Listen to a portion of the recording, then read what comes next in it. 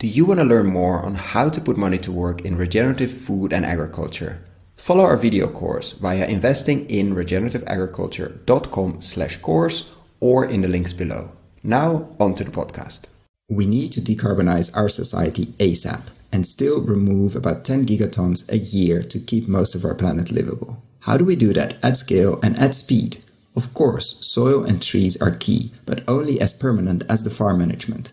So we also need to look at things like biochar and enhanced rock weathering, which could, by the way, also replace much of the farm chemical inputs, like chemical fertiliser and other things. So much more research is needed about the application and the impact, and luckily our guest of today is doing exactly that. Research, but not in academia, but at a huge scale, financed by carbon credits sold to companies like Stripe.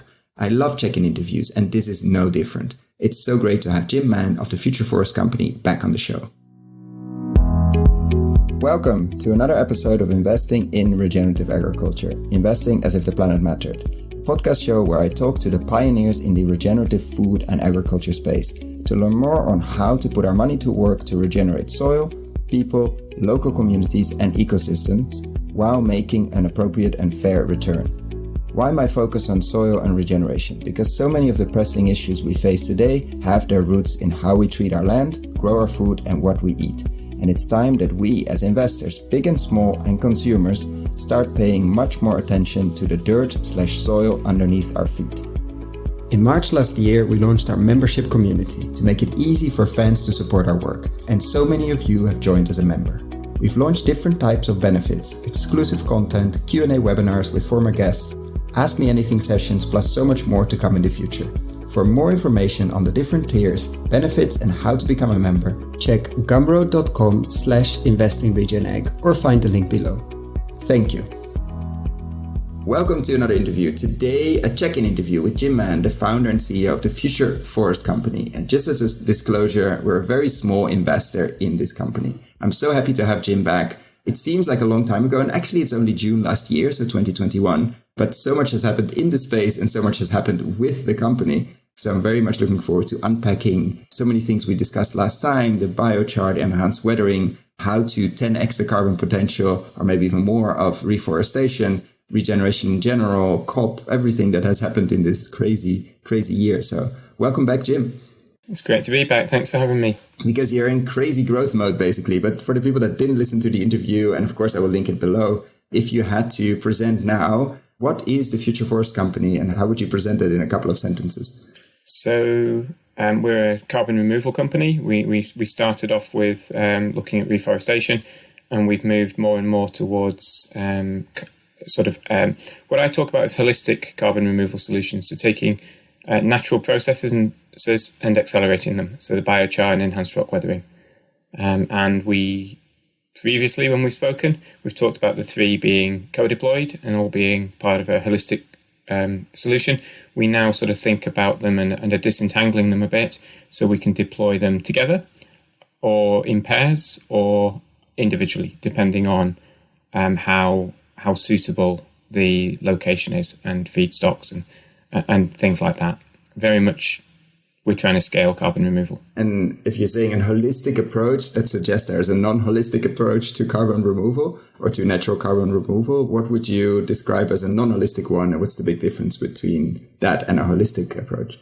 Yeah, sure. So I think of something like DAC, where you have an engineered process. What is a DAC for anybody? Direct air capture. Okay, yeah. So where you have these big fans that are taking CO2 straight out of the air and then storing it either as mineralization or into deep wells, so into old oil wells, for example. Which got a lot of attention last year and this year as well. Like a lot of money have been raised, a lot of fuzz and excitement around it. But I think why is it a non-holistic approach? Is it the cost? Is it where to go? No, it just doesn't have any additional benefit.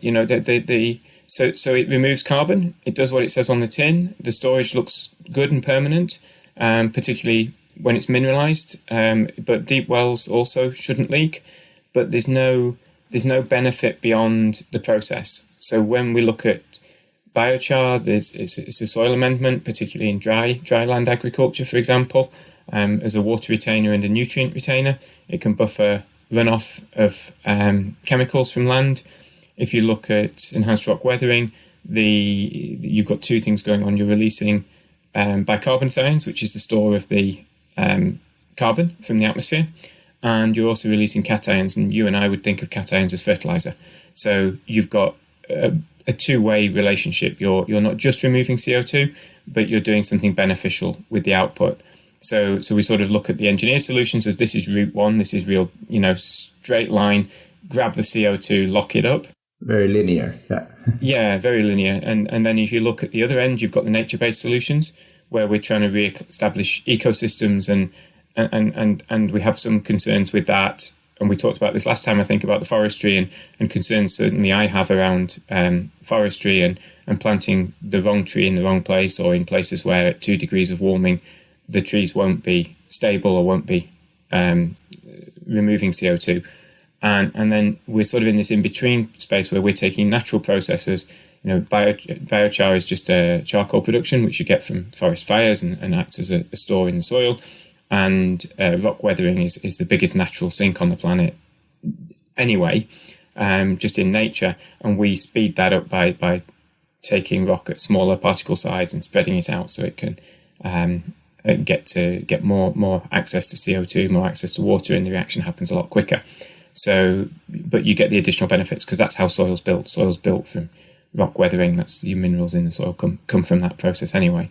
If we take the right type of rock and speed it up, not only do we get that soil building process and the plant nutrition that comes with it, but we also remove CO2 at the same time. Yeah, and it is permanent, or because that's one of the big, let's say, doubts people have about the nature side of things or the natural solution side of things. Because when we have these big machines with a lot of fans turning and sucking up air and taking the CO2 out and storing it in an old gas or oil well, it seems quite permanent. In this case, we need to be able to show that that's permanent as well. So how, and then we'll talk about what is enhanced rock weathering, because I think we have to describe it visually to people like, okay, what does it actually mean? But this is a very permanent. The biochar side of things, we know it stores a lot, and it stores it, I wouldn't say forever, but pretty much forever. And on enhanced rock weathering, the CO2 is also bind and combined. And basically is I think last time we said something like 10 or 100,000 years, or at least also forever, long enough to have a significant impact. In human terms, enhanced rock weathering is permanent. Yeah. The challenge that we face with enhanced rock weathering, and the thing where we've been investing very heavily, is on the science and on the ability to measure it. And when you say it, what? So the carbon removal. Yeah, so you want to measure, so it's taking rocks, which is a natural process anyway, that rocks break down in smaller particles, get exposed more to air, bind with the carbon, with the CO2, and then release the fertilizer, which is great because that's how soil gets built, and also store this carbon. And when you say we have to, the science part of the it is how much that happens or how much is being sucked out, because of course you cannot see it. And you can't capture it. So the nice thing about something like direct air capture is you can put a meter on it. You get a liquefied CO2 product that you're going to pump into an oil well. You can put that through a meter and you can meter it and say, we know that X litres or X tons has been then put into this oil well and it's going to stay there.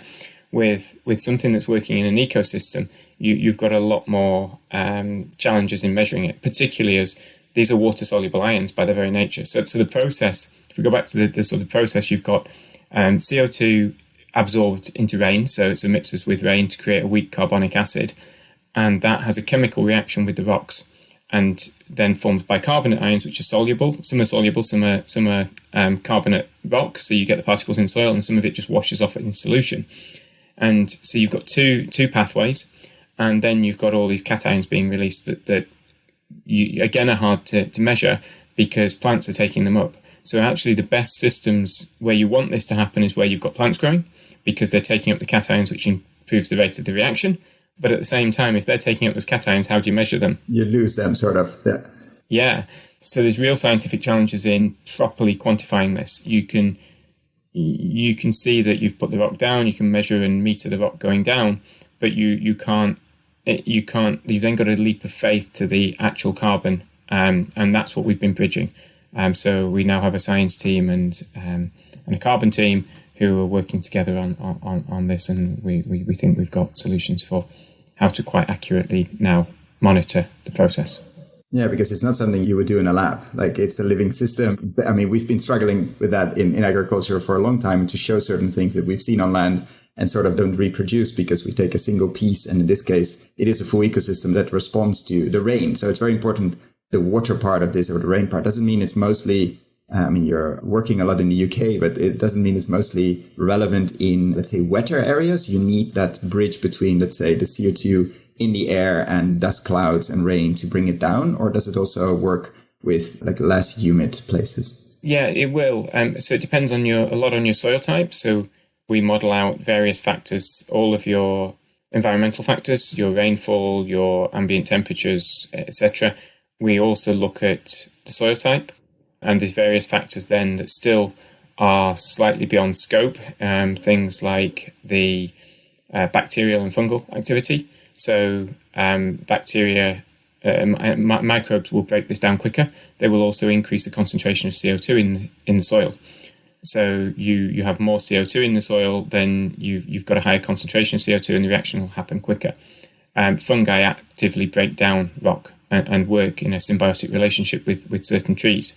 So this is one of the reasons we started off with forest, because you've got those symbiotic relationships going on. So the fungi actually speeding up the weathering process.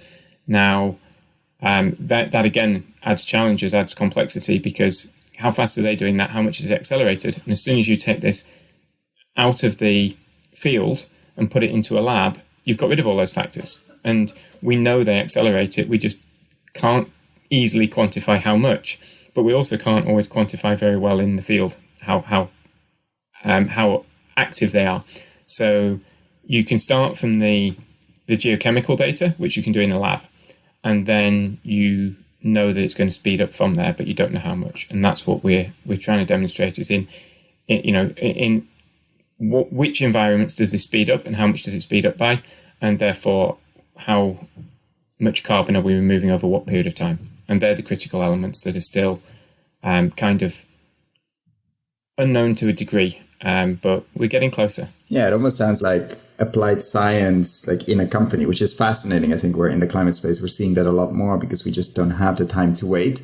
And it also reminds me of, we did an interview with Elaine Ingham, or Dr. Elaine Ingham, on the soil microbial activity and the life in the soil. And she discovered, and many others as well, is that if you take them, because we only grew we only had a certain growth medium in labs. So we only saw certain soil biology because they were growing because of that growth medium. And we missed like 99.9% of the soil life we never saw that in the lab because we didn't have the full ecosystem there to observe. And suddenly this whole sort of a world opened up, like there are 70,000 species or whatever the number is. And we saw 5, something like that, because they did well on that growth medium. So it's very limited, let's say. And what I think in this case, it's also like, as you're doing sort of applied scientists, and it's not all science, it's not all certain yet, are your customers, because they're buying the credits, the carbon credits, the removal ones, as long as the customers are fine with sort of financing the process and not having one certain number that we can just put a meter on and we're fine, as long as that's okay, it's not such a problem that it's not super, super certain yet, as long as the uncertainty is being reduced. How are your customers dealing with that?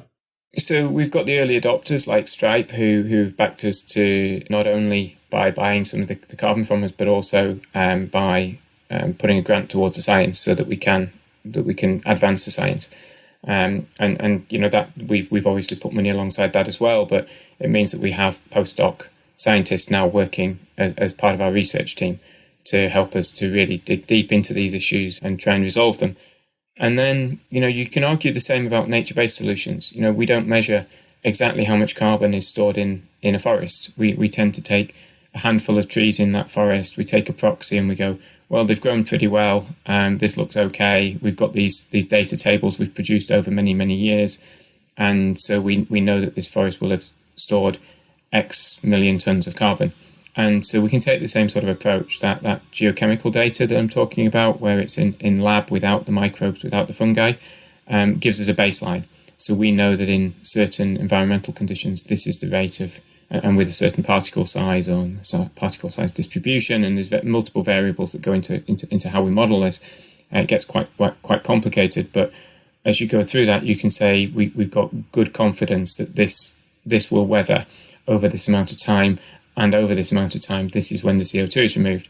Now, what we really need to demonstrate for this to be scalable and adopted across the carbon platforms onto things like Vera is we need to demonstrate that more robustly in the field, and that's the challenge. We need to get to the point where forests are, which we're pretty much at the point now, I think, where forests are. But we'd like to get it further. We'd like to get it closer to where DAC is, and where we can almost meter it, and you can put down the rock dust at a certain particle size. You know the mineralogy, you know the local conditions, you know the crops being grown. You can put all of that into this software package that we're building out in this model, and it will give you an accurate weathering curve for that location. Then you monitor over time to inform that this is happening as you'd expect, and that the credits can be released over this schedule, like with trees. You plant a tree, and your credits will be released over the next 50, 80 years, depending on where in the world you are. It's the same sort of thing with enhanced rock weathering. We put the rock down at a certain particle size.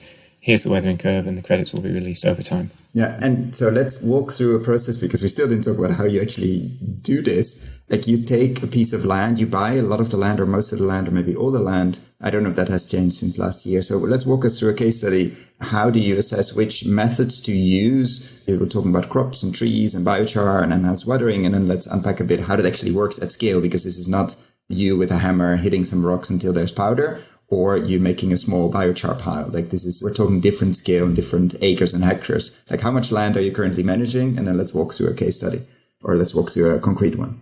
Good question on land. I think, more or less. Yeah, I think we're approaching 5,000 hectares of land under management. Most of that is selected because it's suitable for ecological restoration. Which means it's very degraded, or it has circumstances. What makes it suitable for? So typically it's degraded. What I would class as degraded as an ecologist, we'd look at it and say it's degraded. To somebody else, it might be rough grazing land, farmland. Typically, we don't want arable land. We're looking for lower grade agricultural land that has historically been forested. Because of the price, or because you cannot do something on arable, or it's not there yet? We can, but typically arable land is feeding people, and we don't want to become competitors for land. And this is where we originally looked at our models to ensure that we could be just as productive, and that's why we have the woolly pigs, the free range pigs, out in the forest once it gets above a certain age. And they're a keystone species or wild boar are a keystone species. So bringing that into the forest, as long as you keep them on a good rotation, is good for the forest. So we try and work with nature on these things. So you take the fancy land, let's say it could be hilly, which used to be forest, or it has been for back in the day, or some kind of savanna, and degrade it, which can still be a current forest as well, but it's just very degraded. It could be very degraded forest. Maybe like a Lehman would look at it and say, but this is actually a forest. And you would say, no, but actually there's a huge potential here. It's typically not forest land that we're looking for because of us being able to generate carbon credits from reforestation. So we're typically looking at land that was deforested, even hundreds of thousands of years ago, but is suitable to be returned to forest and is relatively unproductive from an agricultural point of view. We don't want to take productive land, arable land, for example, and turn that into forest. So some kind of extensive grazing. Typically, yes. With very few trees, etc., that have been not super productive, underperforming ecosystems. I think the head of Savory, the Nordics would call that. Yeah, so we sort of think of it, often it's land that has been sustained by the EU subsidies model and really isn't as an economic model. The farming on that land doesn't make any money without the subsidies. So it's economically... And size-wise, normally you buy, it's not a few hectares, you want... No. What's the minimum just to have, to make sense to bring in some machinery, to bring in the biochar, etc.? What's the minimum you normally look at? So we won't always do the biochar. So this is where we've decoupled the model since you and I last spoke. So we'd looked at sites where we could produce the biochar on site and things like that previously. We're now, in some cases, looking at where that feedstock sits. So working with people who've got waste material. So we are locating our first big biochar plant alongside a sawmill where they've got waste wood, for example. Then we've got land where we can deploy the biochar. So we're looking at different models for decoupling these now we've got further forward. But with the land... Yeah, so the land becomes one sort of component, and the other component of that will be peatland restoration, which it's not financially that attractive, but it's something that we will do if it's alongside land. And often in Scotland you'll get a bundle or a package of land, so you end up with different different scenarios in different parts of that land and forming a nice mosaic ecosystem. But typically, we won't look at anything usually under maybe 100 acres. So what's that, 50 hectares, something roughly maybe 40 hectares. But that would be very small. We'd ideally look for something larger. And we have taken smaller areas where they're adjacent to an existing site, and you just bundle them in so your operating costs don't scale up. But we're typically looking for larger tracts of land for that. And then what happens? Like, you should visually imagine this is an overgrazed, hilly landscape, let's say, maybe with some pockets of trees still somewhere. There might be some water features, etc. And then what happens? How do you approach it from there? We will then put a plan together for how we would reforest it, how the different aspects, different climatic conditions are suitable for different trees. Put together a mixed planting scheme. Lots of talk of native trees. We don't specifically stick with native trees, and the reason for that is they're not resilient. Which is an interesting concept to begin with. We had a long discussion, I think, with Felipe Passani on syntropic agroforestry. Probably the whole native thing is interesting, let's say. The whole wheat thing is interesting as well. But I will link the interview below if you want to go deeper into that. But the concept of native, non-native is interesting in a changing world, or it has always been interesting. Yeah, it's always been blurred, and it doesn't hold quite as true as people would like to think. But then also, in terms of resilience, if we go to 2 degrees of warming, which we're almost certainly going to, then what would be suitable today on that land and what would be suitable at 2 degrees of warming could be completely different. So you make a planning for that. You model out, okay, what would a forest landscape look like with 2 degrees in this specific place, etc. And the difficulty is we don't always know. So we could see things like the Gulf Stream and North Atlantic currents weaken or move further south. So we're actually planting for cooler climates as well as warmer climates, and almost certainly wetter climates on the west coast of Scotland, but certainly climates that will, and the reason we like the west coast of Scotland is not just because it's beautiful and a great place to live and bring up children, but it's also going to support trees, or in all scenarios, all predicted scenarios, will support a good forested ecosystem well into the future. So from a forestry point of view, that's why we try and pick countries, and we've stuck with Scotland so far and the north of England. So our thesis, if you like, there is high quality. If you're going to do high quality carbon from trees, and there's lots of disputes as to what's quality from trees and what's not quality, but from our point of view, we want to know that forest will be in place in 100 years' time. So we look for a stable social and political system, stable economic system, good rule of law, and climatic conditions that we can be confident will support trees into the future with all scenarios. Well into the future. So you plan for this reforestation and you bought the land. Then how do you finance the reforestation? Because you need to get the trees, someone needs to plant them. There may be other models on top as well, if they make sense there. How do you finance the transition of that land, which has been supported by subsidies? Yeah, there is sometimes subsidies for the tree planting, so we will get some government investment into that tree planting scheme.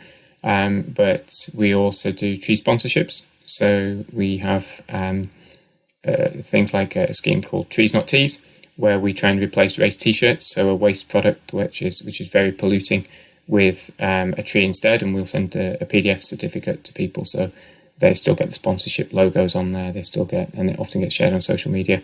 They'll get a feel-good factor, and a tree gets planted rather than a T-shirt, which is quite polluting. And there's quite a lot of information on the Trees Not Teas website about that how polluting a T-shirt is, and how bad fast fashion is, and effectively that's what's happening with races now. I run long distance, so I'm used to seeing lots of these T-shirts given away, and everybody who runs has drawers full of these free T-shirts that are given out at races. So it's something that we really need to stop.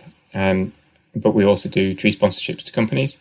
I'm not sure which names I can say. Don't mention that. You work with companies, yeah. I'm just going to stop there, yeah. So we work with big companies who want to do good, and that can be them come for a tree planting day, as well as so some of it's education, some of it's feel good, Some of it's team building and things like that. Yeah, and some people just want to have done something good.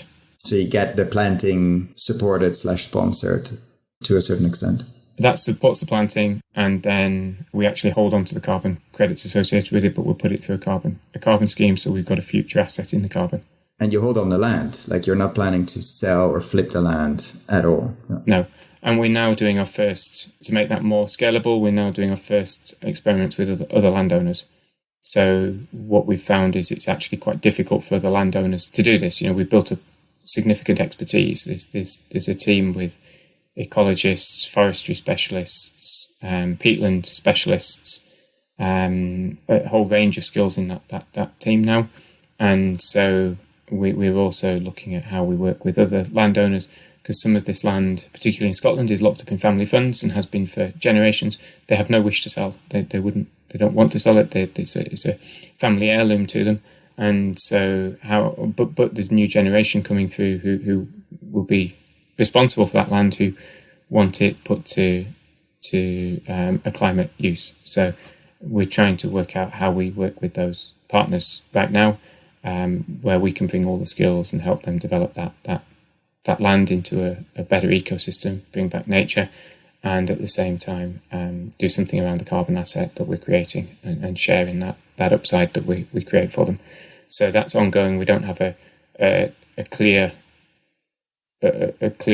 proposition there yet, but it's coming. It's coming, yeah. And how important is the ranching, or you mentioned the pigs as a keystone species, almost as a quote-unquote tool in the forest? We talked last time, I think, also a bit about a lot of these places are overgrazed, and you said, we sometimes take these properties, concentrate the grazing, and the rest we work on the reforestation part. Not we let reforest, we actually actively reforest. Is that still the case? Or have you, in terms of, said I don't want to compete on producing food, are animals in rotation, or in some cases, are they part of the regeneration in this case, or is that something you have not done? Yes. No, we have. And we've moved now. So, for instance, the site on the Isle of Mull, we've changed the species to be more suitable. So we've moved to Highland cattle, which are gorgeous, beautiful, fluffy cows, for anybody who's not familiar with them, with big horns, but they're very placid, very gentle cows. So we've introduced a small herd of Highland cows there that we use for regenerative grazing. So basically almost going to a silvopasture system, like the tree and the animal, or is that a goal at some point? Because if we look at the drawdown models, and that's, I wouldn't say the top, but it's definitely up there in terms of carbon potential, is that integration of animal and trees, which is not always easy. Let's not underestimate that. But if you do it well, it can be a very powerful symbiosis. Yeah, and it's a long process as well, because you need, the pigs we can introduce after we think about 7 years in new forest, and that's something we've been experimenting with. Because otherwise they disrupt growth significantly. Yeah, I mean, but there's a lot of factors in that. So you can put them in with very young trees, if the grazing pressure is carefully looked after. And the Mangalitsa pigs we have are they're not deep diggers. They will dig if they're hungry, but they'd prefer to graze. So they won't. We can get them in younger trees, but your investment into trees, you don't want that to go wrong. So you need to be moving. It's management, which is key there. Yeah, the management's really important.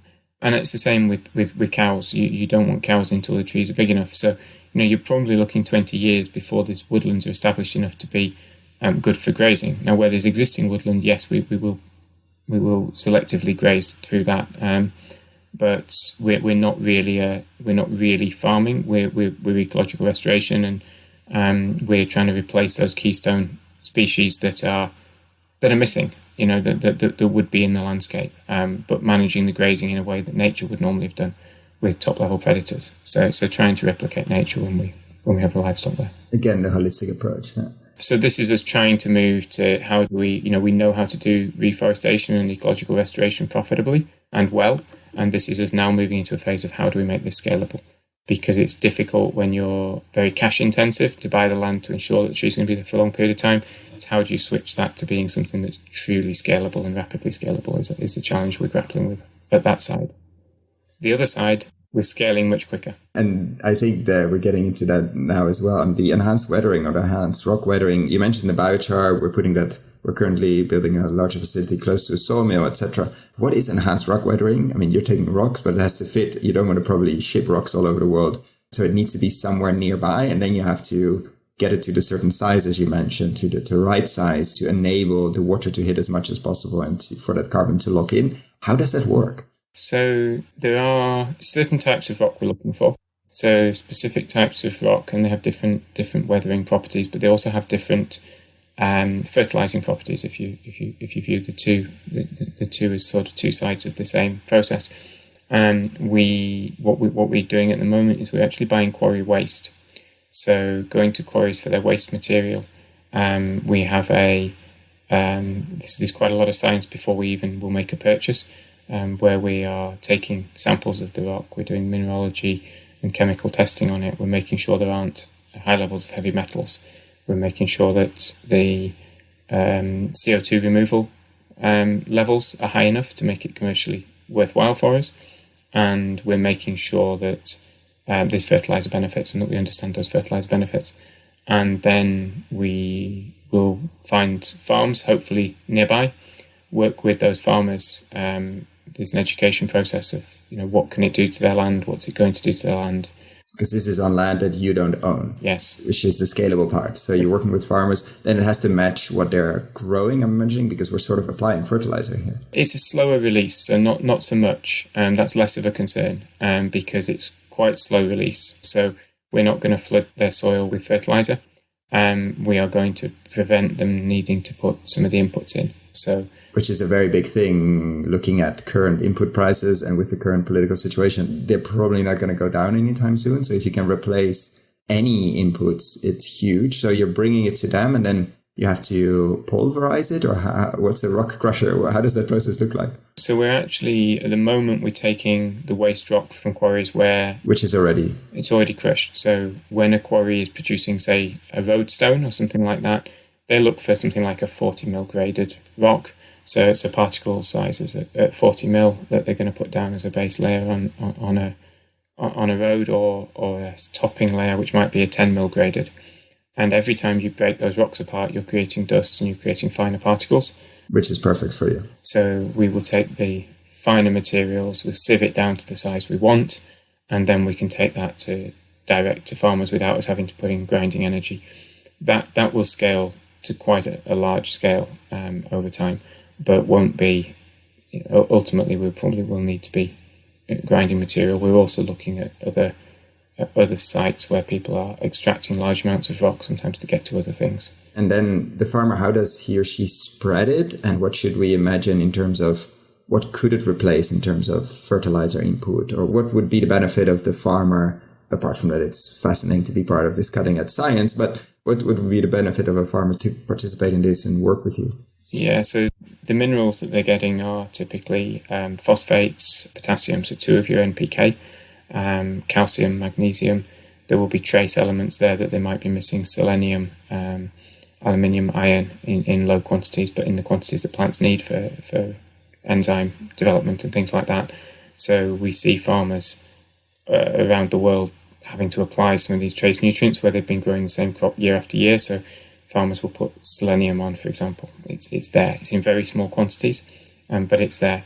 And so it can be, depending on the quantity, depending on the rock type, we can be replacing a lot of those micronutrients and 2 of the macronutrients, or some proportion of those macronutrients.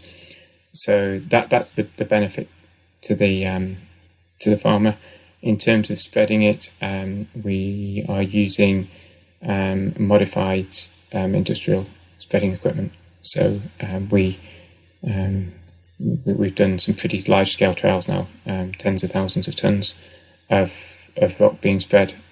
So we know pretty well how to do that, and we can scale that up now. And then it releases the fertilizer part, or you're saying that's less of a current benefit for the farmer, or that's something we have to see over the years? Yeah, they'll see that over years rather than. So because of your particle distribution, and this is where the model gets really quite complicated, because your particle distribution curve is really important. So you've got lots of very small particles in there, going up to some quite large particles. Those very small particles will weather quickly, so you'll get an initial faster weathering and then slower weathering of the large particles because their surface area to volume ratio isn't as favourable. And as they reduce in size, they'll start to weather quicker as they become smaller because they've got more surface area to volume ratio. So there will be an initial release. It's unlikely to replace all of the farmers' fertiliser needs, and we're keeping our quantities quite low at the moment because, we're the first people. These are the biggest experiments in the world by a long, long way, orders of magnitude larger, and we're scaling them up. It's really important that as we do this, we know rock flour has been used as a treatment in agriculture for thousands of years, but we know that we have to get this right. We have to monitor everything really carefully, and that's why we've got the science team and postdoc scientists working in our team to do the research and monitoring, because we need to understand exactly what's happening in that ecosystem. We know what happens in a lab. We need to now see what happens when you do this at large scale in an ecosystem, and we need to monitor that and measure that, because this is a multi-gigaton solution to climate, and we need to be doing this at scale. But we also need to be checking that doing this at scale doesn't have unintended consequences. And that's a large element of the work we're doing right now. And it is on arable land. And grazing. And grazing, yeah. And so what is the carbon potential? You mentioned gigatons, but compared to like reforesting that piece of land, which is maybe not the best solution at the moment because it could be producing food at the moment and a farmer's doing something else. Like, what are the order of magnitudes we're talking about? Why are you so excited about this on that hectare compared to slow growing trees, etc.? Like, what's the excitement for you and from Stripe, obviously, on this technology? So it comes back to the fact that we're not competing for land. One of the big problems with reforestation, and we see it particularly in developing countries, carbon anyway needs to go back into the soil in arable, in pasture, and most of the land we see is very, very low on carbon and has a lot of other benefits as well. Yeah. So if you can co-deploy these solutions, which is what we were doing with forestry, but you can co-deploy them on land that you can access very easily for spreading, land that is actively managed, that is actively monitored, then you can increase the scale quite dramatically.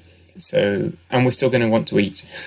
So we can't just reforest. And we don't eat trees. Yeah. No. I mean, we eat a lot of things from trees, from productive trees, etc. And obviously there's an enormous role for perennial agriculture. But unless we completely get off arable, and which we might at some point, but not in the near future. Yeah, we need to work on those pieces of land as well. And they're in pretty bad shape. Right? Typically, yes. And this is inorganic carbon we're storing in the soil, not the organic carbon that regenerative ag generally focuses on. So the two can go hand in hand. Is this sort of as a Kickstarter? Is it a Kickstarter for a piece of soil? Do you need to apply it? Could you apply it regularly? I mean, these are all open questions I'm imagining, but is it a bit of fuel in the engine to start and the whole soil, I wouldn't say come back to life, but it helps with that process? Is that how you see it? It definitely helps because you change the microbial nature of that soil. So it's early research that suggests that you get a benefit in organic carbon as a result of the increase in inorganic carbon as well. So as you feed the microbes, if you like, and they're storing more carbon, it would appear. But that's certainly not something that I think we can claim yet. Claim as an absolute yet. So yeah, it does help kickstart it, but it's something that you can repeatedly do. So we think this can be done like an annual fertiliser application, but we don't know that yet. And that's, again, comes back to our monitoring. And the level that we're applying at the moment is probably about somewhere between 20 and 40% of what we think we can apply on an annual basis. And we're applying that on a 3-year basis at the moment. So, we're applying this at less than 10% of what we think is the right level to do it when we do it at large scale, so that we can get some certainty around it. In our smaller field trials on our science sites, and this is the benefit of owning land, we have a whole site dedicated just to science, where we've just had our labs completed in cabins that we can now place on that land. So we've got science labs on site to do the monitoring and to allow us to do rapid soil testing and things like that. There we can do large-scale trials at higher quantities. because we control the land, we control the first order streams that are coming off there, so we can monitor the water that's coming off that land, we can monitor changes in the soil, we can control what crops are going on there. And that's a huge benefit, where when you're working with farmers, you don't want to impact upon their normal processes. We want to allow them to, this has to ultimately fit alongside what they already do if they're going to adopt it at large scale. We don't want to be saying to them, no, you can't grow that crop, or you can't do X, Y, Z. We need to fit in around their established cycles.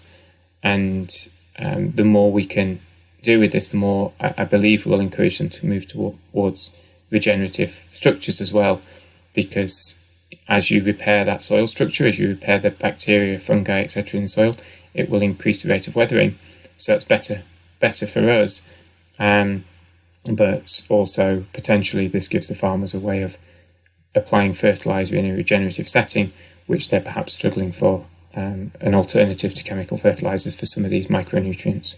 Yeah, and as you are selling these credits, and they are in demand, especially to early movers like the Stripes of this world, and I think we mentioned like $200 a ton or something last time. Some of that, if you're saying it would even work better if a farmer is starting to apply certain practices, like the whole process would go faster.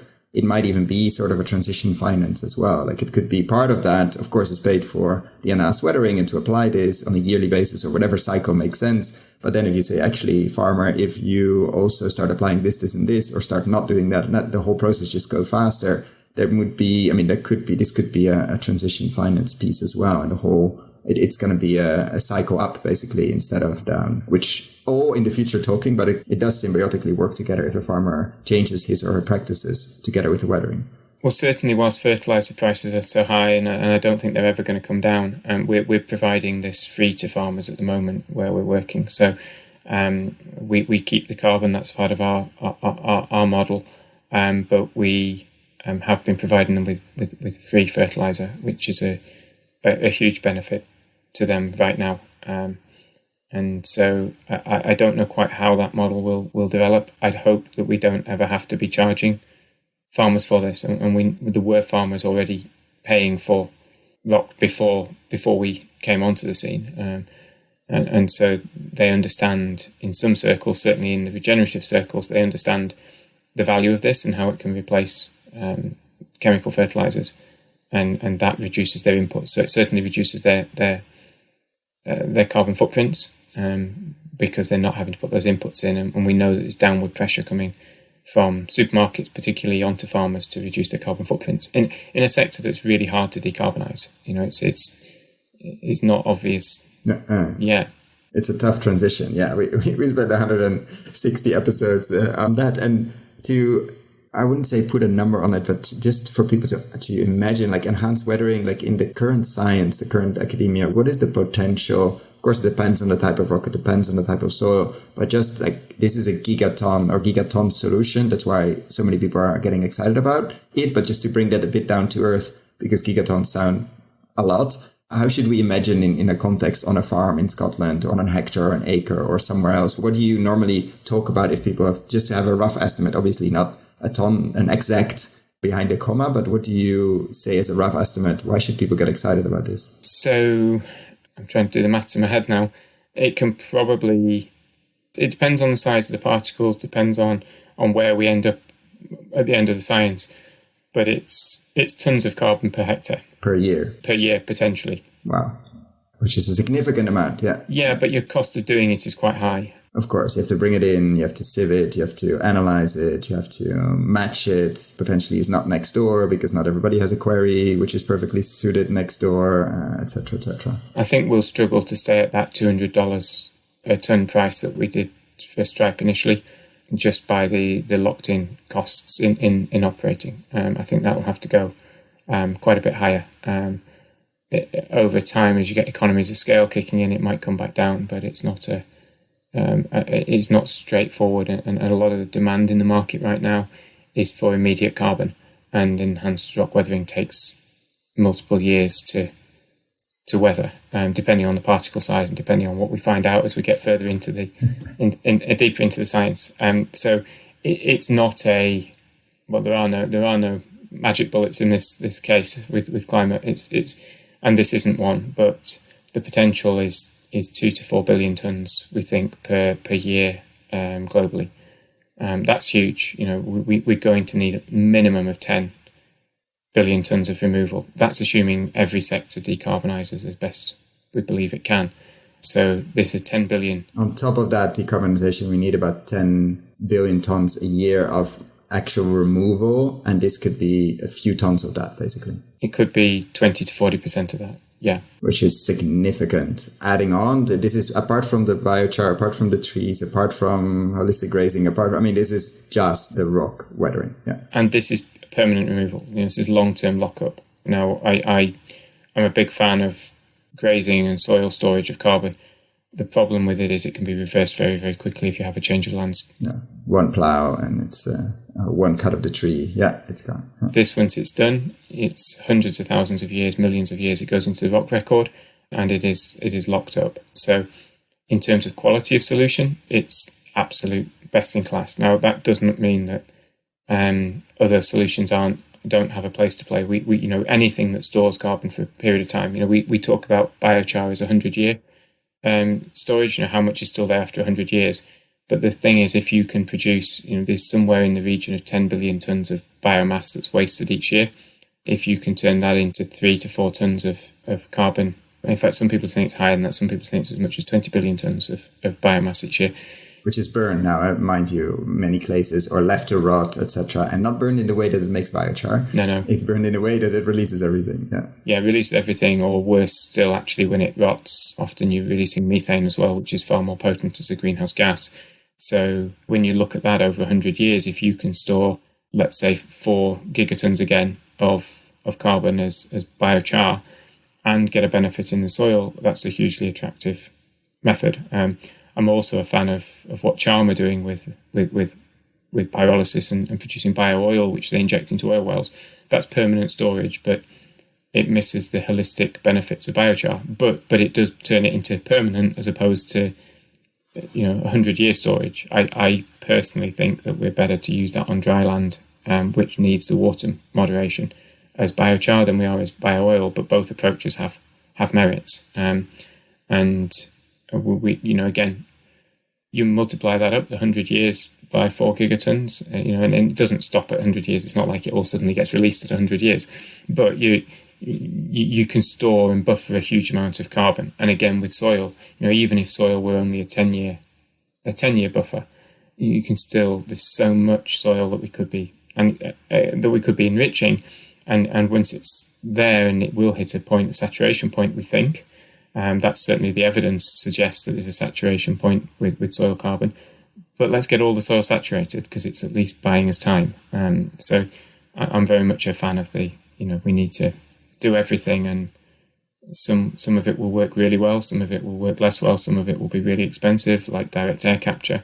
Some of it will have holistic benefits, and some won't. And this is just such a huge problem. We need to do everything and figure out what works, and probably lots of things work. And what is the biggest struggle, or what is the biggest bottleneck at the moment for you at the Future Forest Company? Apart from scaling a company to 70 people and growing like crazy, and time and sleep and all of that, but that's sort of given in a scale up like that. Yeah. Small children are probably the biggest barrier to scaling. No, I joke, but get Jim some babysit support. Now he has it. Yeah. Yeah. So I think there are various challenges. The scale of growth is always a challenge. We've gone from, I don't know how many people when we last spoke. I think around 20 or so. In my mind, somewhere there's that number, but it wasn't a lot. Yeah. Yeah. So I think it might have been less. And I think in the last 10 months, somebody was telling me we've gone from 10 people to 70 people. We've got, I think, 17 open positions at the moment. So please send people to our website, have a look at those roles. We're looking for good people. Get in touch. Yeah. Yeah, so that's always a challenge. We're internationalizing at the moment, so we're building out a team in the US, and that's, again, just adds another dimension as you start working across those time zones. Finance will become a barrier for us. We're about to go out and start raising a much larger round of investment, and we haven't disclosed our funding rounds to date, but we have had quite a lot of private investment into the company, And we're now looking at how we scale that up significantly. We have models in place that can go to millions of tons of carbon removal. We'd like to think we can be the first organisation in the world to facilitate billion-ton carbon removal. That's our North Star.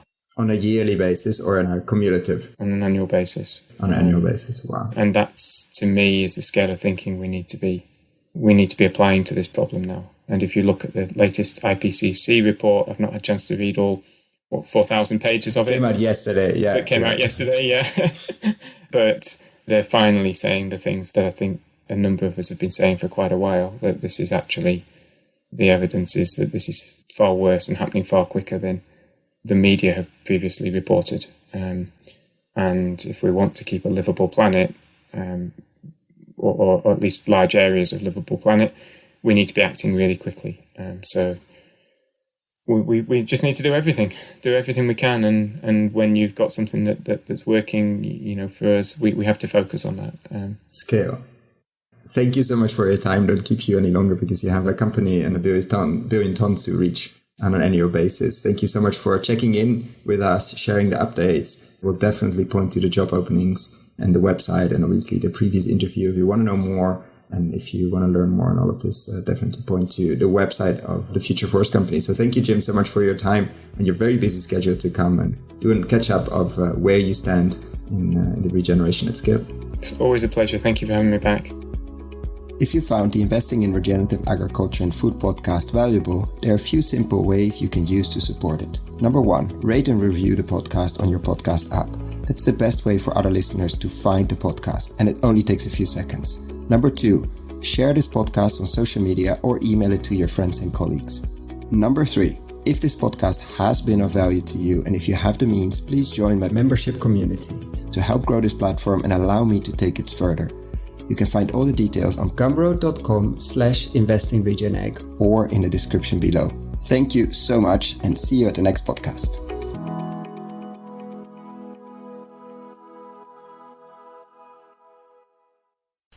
Dear friends of the podcast, I'm super excited to share with you the online video course Investing in Regenerative Agriculture and Food. How to put money to work in regenerating soils at scale and growing a lot of tasty food while doing it.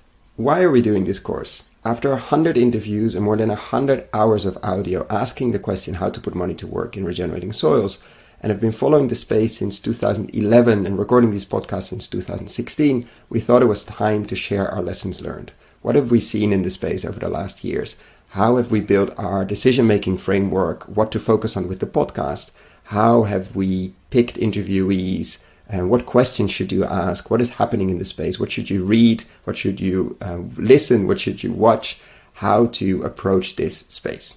For whom is this course? You, the soil builders and investors in the space. The soil builders, people working in this space, entrepreneurial farmers, fund managers, vehicle builders, crowd investing, platform builders, agtech companies, farm-to-gut food companies, permaculture, keyline designers, holistic management consultants, etc., etc. People that are building soil at scale. And the investors who are putting their own money to work through their family office or as private individuals, or people who are putting other people's money to work through foundations, institutional capital, banks, insurance companies, etc. Is this course free? No. This is pay what you think it's worth.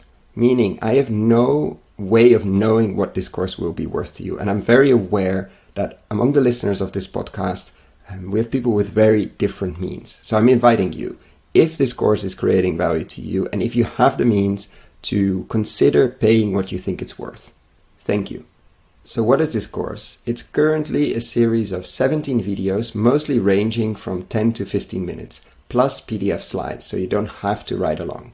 We're gonna look into why invest in regenerative agriculture and why extractive agriculture is so risky, how to invest, what kind of frameworks you could and I think should build, what to invest in, what kind of co-investors you could find, or what kind of investors you could find if you're a soil builder. Every lesson will have a digging deeper part where I will share what kind of reports, what kind of interviews, what kind of videos you can look into if you want to dig deeper. We're going to look at nutrient density, landscape design, and a lot more. So what is it not? It's not a list of investable deals. Unfortunately, that doesn't exist in this world. We're really at the beginning of the regenerative agriculture and food revolution. It's also not investment advice. Before making any investment, please find professional investment advice. So get ready, get a cup of coffee, a cup of tea, or whatever you're drinking. Click on the link below, sign up, and I'm really looking forward to your feedback.